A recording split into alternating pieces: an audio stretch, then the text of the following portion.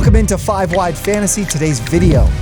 Do not add these players from the waiver wire. Must avoid players from the waiver wire. Got a number of players that a lot of people are going to be talking about as potential ads that I do have some reasons why I think you should avoid. But of course, I will give you a few players that you can add. Some of these guys are players that most of your league mates might not be paying attention to that you could probably add for free as they pick up some of these guys that I do think you should avoid this week. If you guys are new to the channel, if you enjoy this style of video, drop a like, subscribe to the channel, and as always, comment down below with any questions you have of players you should drop to add some of these players or why I'm going to be avoiding some of these guys on the wire. And as well, tonight, Monday Night Football, if you're watching this before Monday Night Football, our friends over at Betfred, over at the Betfred Sportsbook, I'm looking at one player prop. I'm looking at Alec Pierce, over 35.5 receiving yards. It's not out quite yet on Betfred. It will be soon. And I also like them to score a touchdown, plus 290 at Betfred. $10 bet is going to pay you $39. But what you could do, if you sign up at Betfred, if you bet 50, you're going to get $250 in free bets. You bet 50 on him to score a touchdown. That is a nice payout for Alec Pierce. I do like him because the Steelers play a lot of man coverage, the third most in the NFL, and Pierce has been fantastic against man this year. His yards per route run is actually top 30 in the NFL, and he has the 8th highest target rate in the NFL against man coverage. So go look to Alec Pierce. I think he has a good game today. Was a reason why I talked about him last week as a potential player to add in this plus matchup. But regardless, let's get to the players available on the wire this week. Again, all of these guys, 50% or less. And a lot of these guys, I think only one is even anywhere close to that 50% threshold. We're starting with the big man who had the biggest week of the season for him, and as well the biggest week of guys that are available on the wire. That is Zay Jones. 22-point PPR performance, 14 targets, 11 receptions, 145 yards. You're wondering, Tyler, why on earth are you telling me not to add this guy? Let's start with the good. I want to make sure I'm not leaving anything out here. Ultimately, you guys listen to the advice I have, and you're going to make your own decision on these players. He's had double-digit targets in 3 of his last 5 games, and actually 6 of the 10 weeks he was active, he's had at least 8 targets. The volume is actually pretty good. 21% target share, which is 35th at the position, and his 58 receptions on the year are top 11. The next 2 weeks are solid. I cannot deny that. He's got Detroit and Tennessee, who are 28th and 30th in fantasy points allowed to wide receivers. So why don't I like Zay Jones? I think it's a player that's very specific based on the type of season you've been having and what you need in these last 2 weeks before the fantasy playoffs. If you need to make the postseason, if you're still battling for a spot, you could add Zay Jones because of those plus matchups and because his volume has actually been pretty good. But late in the season here, this is about winning a fantasy championship, and Zay Jones is going to play no part on your team in winning a fantasy championship. I mentioned this a few weeks ago in the toughest wide receiver playoff schedules. If you guys haven't watched that video, make sure you go to the channel and check it out. The Jacksonville Jaguars have one of the toughest playoff schedules.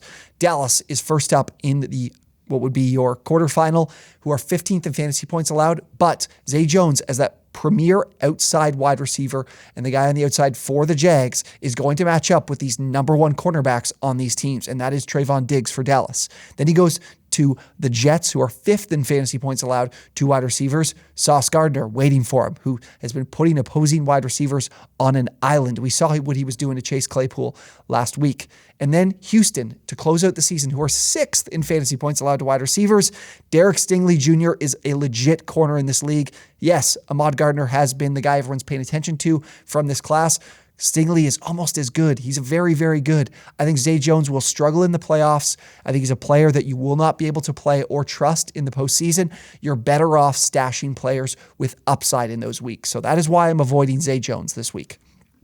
Next player up, Isaiah McKenzie, someone that might fly off the radar just because of the fact he played on Thursday. People might forget about his performance, but it's hard to forget about it because he had 9 targets, 6 receptions for 96 yards and a touchdown. But why am I avoiding him as a player that's 33% rostered? It's very simple. Khalil Shakur has now seen the most snaps of his career last week. That is going unnoticed because of the big week McKenzie has. And McKenzie's been rotating in and out of those 2 wide receiver, 3 wide receiver sets. Shakir's coming in, or he's not on the field because they're keeping Gabe Davis and Stephon Diggs on the field. I really think he was a benefit of what was a really, really rough first half for Diggs last week against the Lions. And it wasn't because he wasn't creating separation. It was because he was just struggling to catch the football. I remember one of them, just him losing his balance and falling on like a wide open reception that would have went for 20 plus yards. And the big thing here for McKenzie is who's up next. The Patriots and the Jets, two teams that are top five in fantasy points allowed to wide receivers. McKenzie is just, in my mind, not going to return you much value if you go to add him late in the season here. We're looking to add some players with some potential upside. So I don't see much benefit of adding McKenzie. I don't think he's going to be a playable guy for you these next 2 weeks. You could find him on the wire again in 2 weeks is basically what could happen for you. Next up is Elijah Moore, a big player that a lot of people are going to be talking about this week after having what many would consider, would you say he went off for 2 targets, 2 receptions, 64 yards and a touchdown? Well, the situation here with Moore is that he still isn't playing. And if you want to be a productive fantasy asset and one I can rely on, you need to be on the field. And Elijah Moore is not on the field. He actually played just 22 snaps, which is the least amount since his Week 8 return from when he said he wanted to be traded against the Patriots. So his snaps aren't going up. He's not running more routes. And will this performance change that?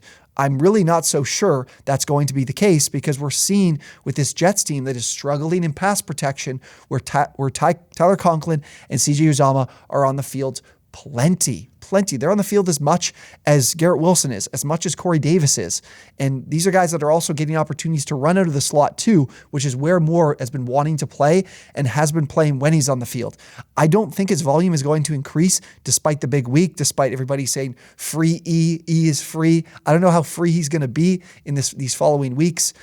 So a matchup with the Vikings, as much as it could look like a +1 for him, I don't think he's really worth adding, and I think he's going to be a player that is still going to be number 3 on the depth chart, and Garrett Wilson is still that guy. Look, I'm disappointed that it hasn't worked out for Elijah Moore. He was one of my favorite targets in the preseason, but just because I've loved him before the season doesn't mean I'm going to hold on that stance as we get to later in the season. These are crucial times on the waiver wire. The second to last guy, the running back I'm looking to that I don't want you guys adding this week or spending any FAAB on is JaMycal Hasty. 1% rostered. We saw him step in for Travis Etienne when he went down with the injury and come into the role as the number 1 back because it was him and Snoop Connor that were left. Etienne gave a very big vote of confidence yesterday after the game, saying he will be ready for Sunday. He has no issue or no concern as to whether or not he will be playing this coming week, which makes me feel very good. But let's just say in some scenario that Etienne obviously wakes up this morning and he's not feeling the way he felt post-game yesterday. Well, maybe JaMycal Hasty has a role significant enough to make him valuable in a matchup against the Lions this week. Obviously, they'll provide some intrigue, but let's not forget that the Jags added Darrell Henderson and claimed him from the Rams after his release. And JaMycal Hasty is a capable pass catcher, but he's not a feature back. An undersized guy who doesn't run between the tackles well, who will not be someone that they look to, convert goal line opportunities. He had 12 rushing attempts for 28 yards against the Ravens this past week. He had a reception that he found the end zone on that made him a worthwhile, I don't know if you played him in DFS this week for really cheap, but I think if the scenario comes where Hasty is playing without Etienne on the field, I do think Darrell Henderson will have a significant role and has, honestly, in my mind, the better chance to be the number 1 back in that scenario because Henderson has played in that type of role before. I do think he's a better pure runner, even though I'm not saying that he's a fantastic player and one that's just way better than JaMycal Hasty. But I think there's a reason they added Henderson, and it's in the case that something happens to Travis Etienne that they don't think Hasty could be that guy. Last player that we'll talk about as a player I don't want to add this week, Odell Beckham. Obviously, he's 46% rostered. People are adding him. People have been stashing him. If you have been, you're a sucker. Like, there's no reason to have this guy.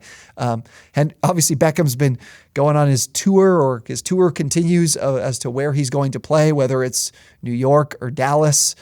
I think people are forgetting the fact that, yes, Odell Beckham was fantastic for the Rams in the playoffs this past season, but he wasn't really that relevant in the late part of the regular season, and we're getting very late into the year now. And Beckham, again, 2 ACL surgeries. Like, how good is this guy going to be when he's back is a major question mark.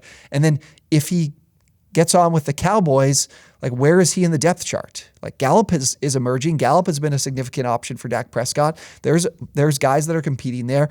If he goes to the Giants, there's not a lot of passing volume in that offense. And again, I'm not sure where Beckham is at in terms of his capabilities.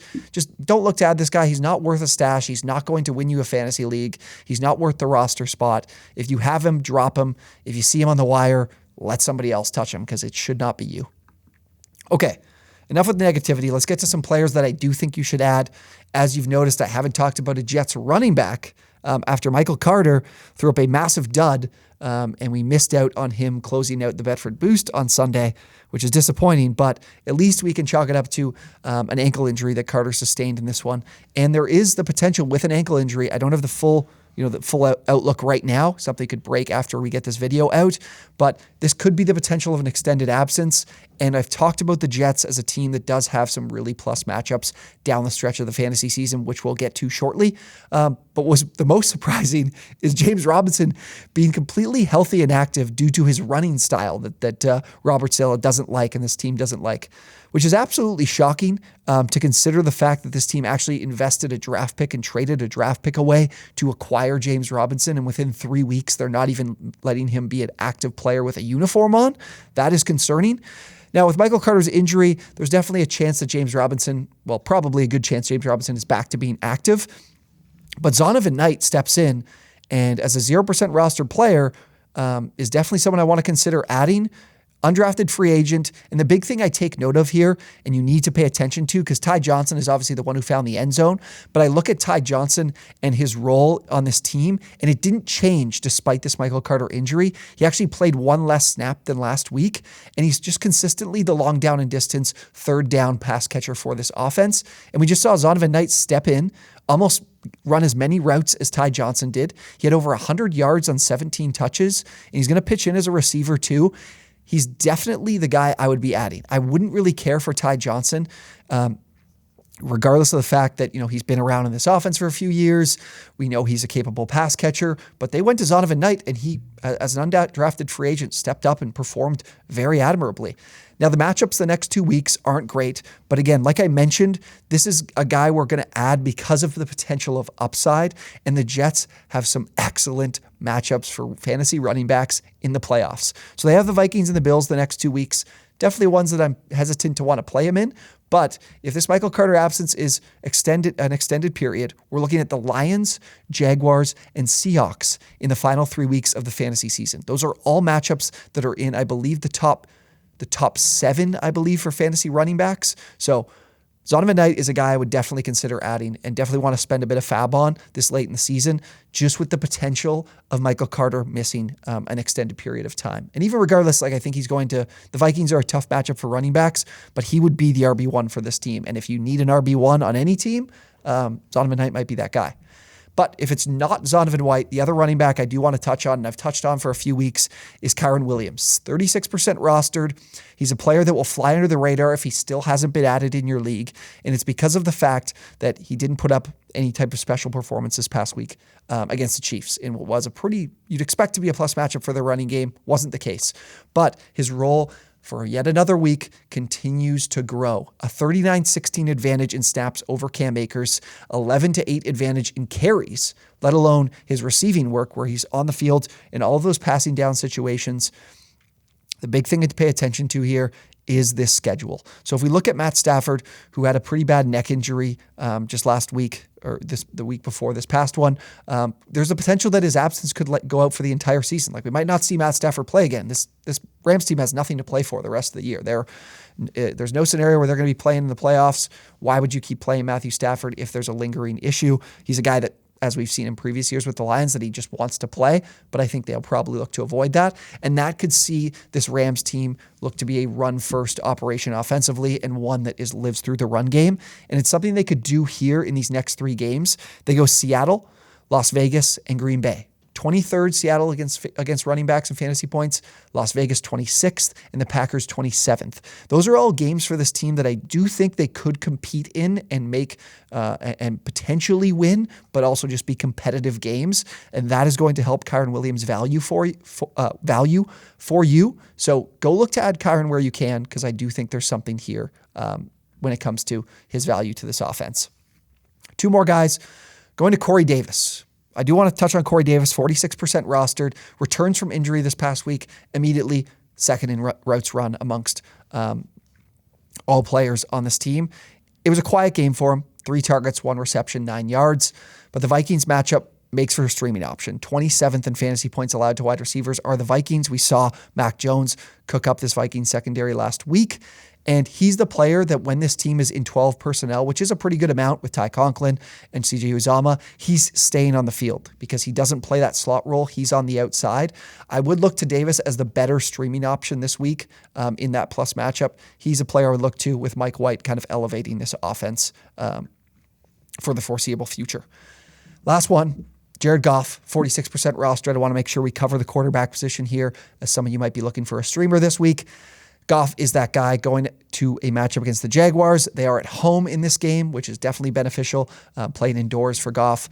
We've got a Jaguars team that is 24th in fantasy points allowed to quarterbacks, and they have the 3rd worst coverage grade from PFF, have not been good in coverage whatsoever. And there's only 3 teams giving up more passing TDs to quarterbacks than the Jags. They're giving up 1.8 passing touchdowns per game to quarterbacks. And Goff, he typically this season has been able to take advantage of plus matchups. Those ones would be Washington, Miami, and Seattle previously this season that he had very, very good performances. I believe they were all top 12 at the position for that week. So if you guys need a quarterback this week, Goff is certainly one that's probably available in a lot of your 1QB leagues. He'd be a guy I'd look to play as someone that can give you, 18 to 22 points this week where you need it. So look to add Jared Goff where you can.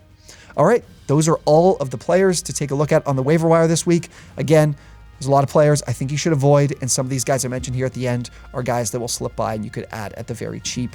Perhaps next week we can get something that could be more impactful, but if you're looking to make some ads, some other ads, look to make some stashes on teams with plus matchups in the fantasy playoffs. Those guys that stick out to me, are Dontrell Hilliard. We had the injury to Elijah Mitchell. If anything develops there in terms of an extended absence, could have to look to someone to add from the backup in that offense. But again, make some stashes, look to some rookies, and just avoid some of these guys we talked about earlier. Again, if you guys enjoyed the video, be sure to drop a like, subscribe to the channel if you enjoyed, and of course, join our Discord. I haven't been plugging that enough. We got people chatting fantasy football and the NFL in our Discord all the time, so check that out. That link is down below in the description. Thank you guys for watching, and we'll see you next time.